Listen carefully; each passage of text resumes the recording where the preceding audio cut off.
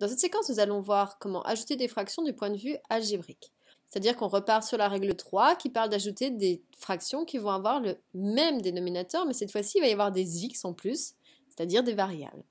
Ne vous inquiétez pas, ça marche exactement de la même manière. Si vous avez compris comment ça marchait au niveau numérique, vous allez voir, ça marche de la même manière sur le niveau algébrique.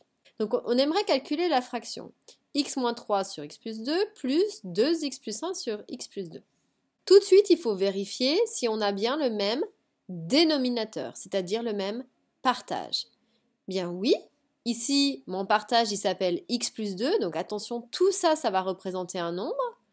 Et on voit que je le retrouve à droite. Tout ça, ça représente un nombre. Donc comme je suis sur le même partage, je vais avoir le droit de tirer un grand trait de fraction et me dire que sur ce partage en x plus 2, je vais juste avoir compté mes éléments. Quels sont mes éléments?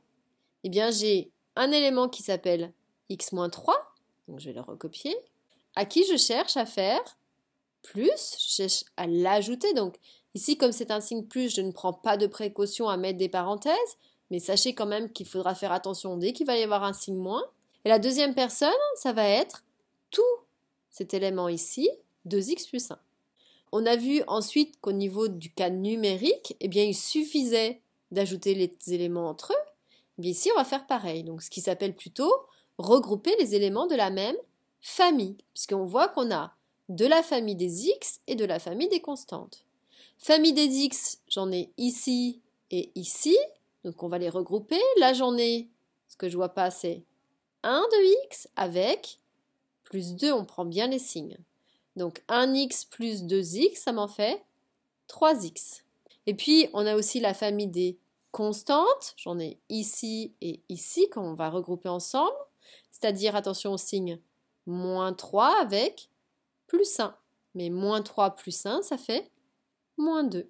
Donc lorsqu'on calcule cette fraction, ça vient 3x moins 2 sur x plus 2. Alors attention, il est strictement interdit de simplifier les 2 ici. Pourquoi?